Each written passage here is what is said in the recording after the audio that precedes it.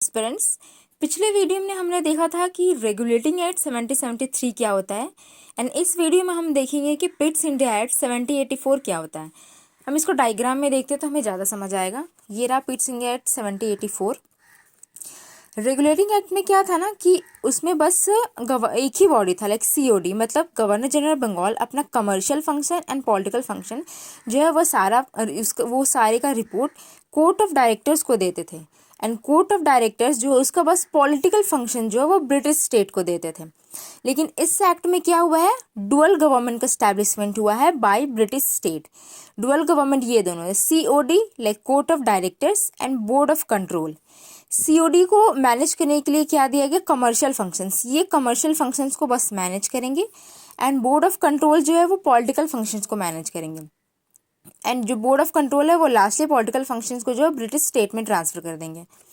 हम देखते हैं कि क्या था कि governor general of Bombay and governor general of Madras अपना सारा report governor general of Bengal को ट्रांसफ़र करेंगे और ये अपना commercial function and the political function COD of East India Company को सारा इन्फॉर्मेशन रिपोर्ट कर देंगे। एंड ये ओनली पॉलिटिकल फंक्शन जो है बोर्ड ऑफ कंट्रोल को रिपोर्ट करेंगे एंड लास्टली ये ब्रिटिश स्टेट को ट्रांसफ़र कर देंगे। और इसमें क्या था कि जो बोर्ड ऑफ कंट्रोल है उनका ऑर्डर इन दोनों पे बाइंडिंग होता है, लाइक ये इसको भी ऑर्डर दे सकते हैं board of control and board of control governor general of Bengal को भी ऑर्डर दे सकते हैं। तो इस एक्टिविटी से क्या हुआ, इस एक्टिविटी से ये हुआ कि कंपनी जो है अपने आप को इंडिपेंडेंस डिक्लेयर नहीं कर सकती because of board of control, जिसका बाइंडिंग ऑर्डर था COD of East India company like court of directors और गवर्नर जनरल बंगाल दोनों में। एक और इम्पॉर्टेंट पॉइंट इस एक्ट में ये है कि इस एक्ट में जो है वो फर्स्ट टाइम जो ब्रिटिश पोजीशन इन इंडिया को फर्स्ट टाइम जो है वो लिखा गया था। लेकिन वो है कि इसका सोवरेंटी जो है वो अभी डिसाइड नहीं किया था। इसका इशू था कि हाँ वो जो ब्रिटिश है वो सोवरेन है या नहीं इंडिया में, बट ये था कि first time British position in India को फर्स्ट टाइम जो है वो रिव्यू किया गया था। नेक्स्ट हम ये देखते हैं कि इस एक्ट का इम्पैक्ट क्या पड़ा। ठीक है, तो पहले हमने ये देखा कि डुअल कंट्रोल हो गया था गवर्नर जनरल ऑफ बंगाल में, दैट इज 2 बॉसेस हो गए थे इसके ऊपर, like board of control and the court of directors of East India company. इसका मतलब ये हो गया था कि जो गवर्नर जनरल ऑफ बंगाल है इसके ऊपर 2 मास्टर हो गए थे जिसके अगेंस्ट ये नहीं जा सकता था।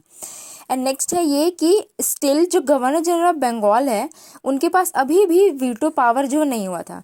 वीटो पावर आई होप आप सबको पता होगा, नहीं पता होगा तो मैं ये बता देती हूँ कि वीटो पावर क्या था। जैसे कोई भी काउंसिल है उसमें अगर 4 मेंबर का काउंसिल है, ठीक है, और उसका कोई एक हेड है, तो अगर ये 4 मेंबर में 3 मेंबर किसी चीज़ में यस बोल रहे हैं और 1 मेंबर नो बोल रहा है, या फिर ये देख लेते हैं कि जो सारा मेंबर है वही हर एक कोई इशू है उसमें अगर वो नो बोल रहा है, तो इसके गवर्नर जनरल बंगाल के पास ये पावर है कि ये नो को येस में बदल सकते हैं और अपना जो ओपिनियन है वो सही करवा सकते हैं। तो ये होता है वीटो पावर। ठीक है, मतलब दूसरे को ओपिनियन को गलत करके खुद का येस करवा देना। एंड नेक्स्ट ये था कि कॉन्फ्लिक्ट था governor general of Bengal and the commander in chief. ये कॉन्फ्लिक्ट कैसा था कि मोस्टली क्या था ना कि जो चीफ ये ईस्ट इंडिया कंपनी की जो आर्मी है उनका डिसीजन लेने का जो राइट था वो गवर्नर जनरल ऑफ बंगाल के पास था, लेकिन आर्मी को जो रूल करते हैं, जिसको जो गाइड करते हैं वो तो कमांडर इन चीफ ही होते हैं। तो इन दोनों के बीच एक टसल चलता था। जैसे मैंने एक बहुत ही फनी वे में, मतलब इजी वे में एक लिख के रखा है, जैसे कि गवर्नर जनरल बंगाल एक ऑर्डर करता है एक वॉर के लिए, लेकिन जो कमांडर इन चीफ है वो एकदम इनएक्टिव रहता है, वो वॉर में इतना पार्टिसिपेट नहीं करता। फिर गवर्नर जनरल ऑफ बंगाल जो है वो बहुत रोअर करता है, लाइक वो बहुत चीखता चिल्लाता है ऐसे कि तुम वॉर करो, वॉर क्यों नहीं कर रहे हो। लेकिन जो कमांडर इन चीफ है वो अभी भी बोलता है chill dude, I will take care, आपका जो जॉब है वो बिल्कुल ख़त्म हो गया, मेरा आई एम इन चार्ज ऐसे। तो गवर्नर जनरल जो बंगाल है वो अपसेट हो जाते हैं। मतलब ये दोनों का टसल ऐसे चलता ही रहता है, ये कुछ अगर काम करने को देता है तो ये नहीं करता। So this process is going on. और एक क्या था कि यहाँ पे जो इम्पीरियल एक्सपेंशन था पिट्स इंडिया एक्ट में वो बैन हो गया था। लाइक अब ना ब्रिटिश ये लोग को अलाउ नहीं था कि आप मतलब अपना जो टेरिटरी है वो एक्सपेंड करे, वॉर करे। और ऐसा क्यों हुआ था, क्योंकि ये लोग कह रहे थे कि कनकस जो है वो अगेंस्ट है हमारे जो ब्रिटिश स्टेट का ऑनर, उसका विश, उसकी पॉलिसी से। ऐसा क्यों, क्योंकि उस टाइम क्या है ना, वॉर का एक्सपेंडिचर काफ़ी ज़्यादा हो गया था एक्सट्रीम लेवल पे, क्योंकि इतने सारे वॉर हुए थे, like 70, 75, 82, first Anglo Maratha war and जो 70-80 से 84 सेकेंड एंग्लो मैसूर वॉर, मतलब काफ़ी वॉर हुआ था, आप देख सकते हैं। तो इसकी वजह से अपने इंपीरियल एक्सपेंशन जो है बिल्कुल बैन कर दिया था। And this is about the Pitt's India act. And next हम ये देखेंगे कि एक छोटा सा अमेंडिंग एक्ट आया था 1786 में। इसमें क्या था कि ये वीटो पावर दे दिया था, वेरी इंपॉर्टेंट। ये एक्ट ने वीटो पावर दे दिया था किसे, गवर्नर जनरल ऑफ बंगाल को। मैंने पहले बताया था कि वीटो पावर क्या है, तो सेम। और ये एक्ट ने क्या किया था कि एम्पावर किया था सेम मैन को 2 पोस्ट के लिए, लाइक गवर्नर जनरल, जैसे ये हमने पहले देखा था कि गवर्नर जनरल ऑफ बंगाल और CI like commander in chief के बीच बहुत टसल हो रहा था। तो इस एक्ट ने एम्पावर कर दिया था कि एक ही मैन को आप गवर्नर जनरल ऑफ बंगाल भी बना सकते हैं एंड कमांडर इन चीफ भी बना सकते हैं। तो इसके कारण क्या था, जो कॉन्फ्लिक्ट है दोनों के बीच वो बिल्कुल ख़त्म हो गया था।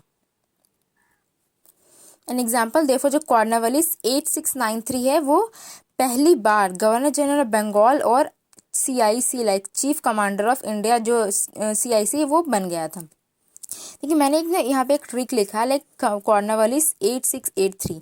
इसका मतलब क्या है कि इसका जो टाइम पीरियड है वो 1786 टू 1793 था। लेकिन वैसे हम कितने लोगों का याद करते रहेंगे, तो एक मैंने ट्रिक लिख दिया कि कॉर्नवालिस 8693, ऐसे अगर आप याद रखेंगे तो आपको अच्छे से याद रहेगा। और ये जो पिट्स इंडिया एक्ट का ये जो सिस्टम हुआ था, ये काफ़ी लॉन्ग टाइम तक ये कंटिन्यू ही रहा था, लाइक 1858 तक, with a very little change, very little.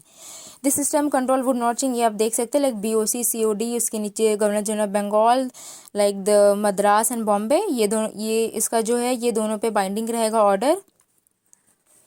And या this is all about the video. Thank you so much.